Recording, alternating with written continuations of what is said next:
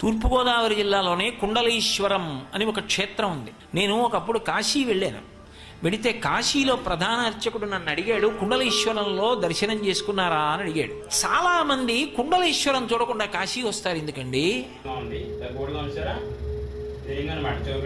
కుండలము కుండలేశ్వరుడు, కుండలీకృత కుండలేశ్వర కుండలం వైభవం భువనేశ్వరం.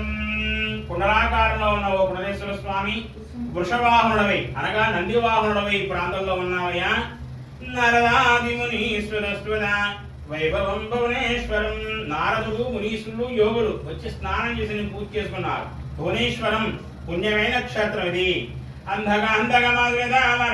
అంధకాంధుడనే రాక్షుడు కానుక టైంలో శివభక్తులందరూ చంపేస్తుంటే, ఓ కుండలేశ్వర, నీ భక్తులను కాపాడుకోవడం కోసం గతంలో అంధకాంధుడనే రాక్షసును సవరించావు. అలాంటప్పుడు నేను నీ భక్తుడినయ్యా, నన్ను యమధర్రాజు అనేవాడు తీసుకుపోతున్నాడు, ఆయన నుంచి కాపాడవయ్యా ఓ కుండలేశ్వర అని శ్లోకానికి అర్థం.